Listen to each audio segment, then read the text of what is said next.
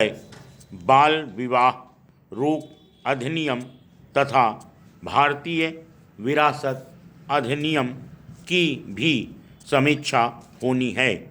उपयुक्त सभी कानूनों अधिनियमों की समीक्षा निश्चित रूप से भारतीय महिलाओं को समाज में सशक्त एवं पुरुषों के साथ बराबरी एवं गौरवपूर्ण स्थान दिलाने में सफल होगी। सरकार शीघ्र ही कठिन परिस्थितियों में रहने वाली महिलाओं की सहायता के लिए एक योजना प्रारंभ करने वाली है, जिसका नाम स्वाधार होगा। इसमें विधवा, बेसहारा महिला, बंदियों एवं निर्वासित महिलाओं की सहायता का प्रावधान है।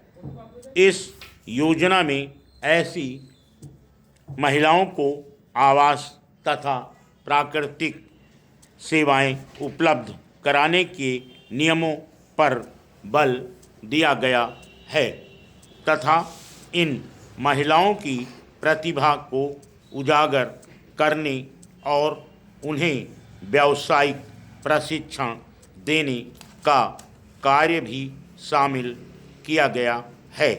सरकार राष्ट्रीय महिला कोष को अगले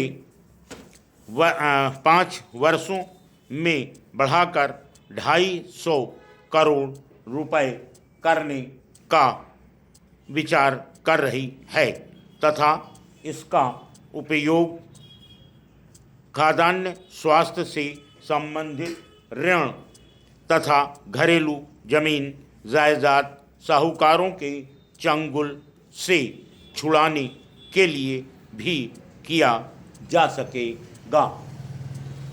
केंद्र सरकार ने सभी राज्य सरकारों को निर्देश दिया है कि जिला स्तर पर जिलाधिकारी की अध्यक्षता में समीक्षा तथा निगरानी समितियां गठित की जाएं, जिनमें महिलाओं का आघात पहुंचाने के विरुद्ध कदम उठाए जाएं।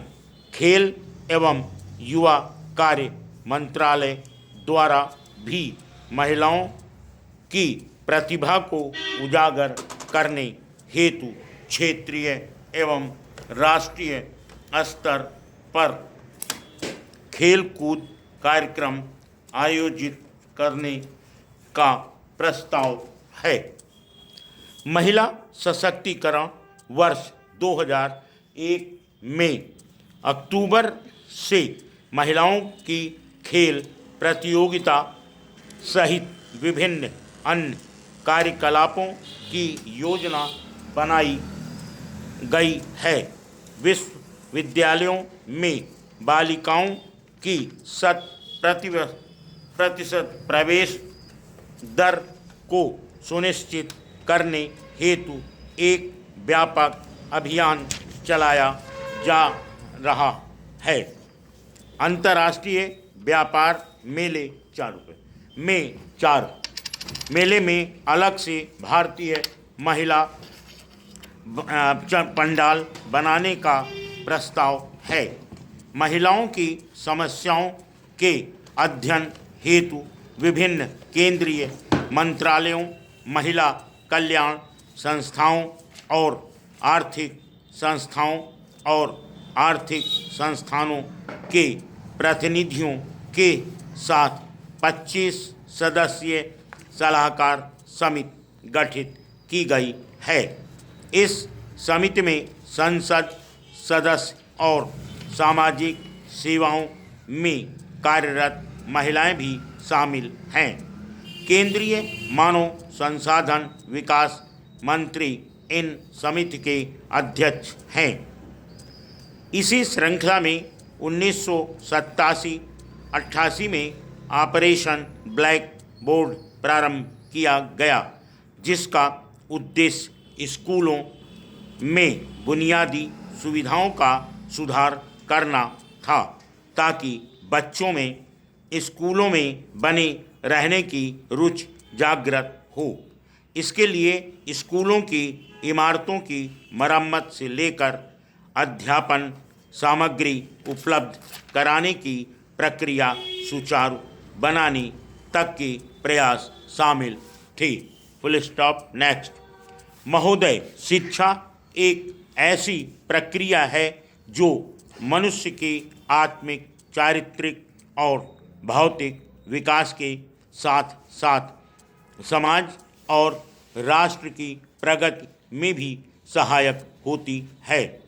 शिक्षा व्यक्ति को अलग आत्मविकास की प्रेरणा व शक्ति देती है और अपने आसपास की समस्याओं और आवश्यकताओं को समझने का, अपने एवं समाज की प्रगति यानी व्यष्टि व समष्टि से संतुलन कायम करने की सूझ तथा क्षमता प्रदान करती है।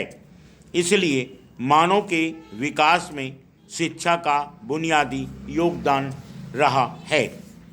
भारत प्राचीन काल में भले ही ज्ञान एवं शिक्षा का प्रमुख केंद्र रहा हो, किंतु मध्यकाल में कई कारणों से यह जीवन के अन्य क्षेत्रों की भांति शिक्षा के क्षेत्र में भी बहुत पिछड़ गया।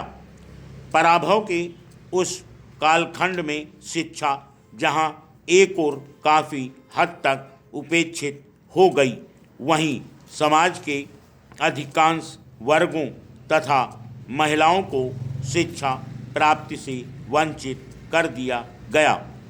इसके फलस्वरूप ज्ञान, संस्कृति और सभ्यता की प्रगति अवरुद्ध हो गई तथा हमारा समाज समग्र मानव कल्याण के अपने परंपरागत उद्देश्य से भटक गया।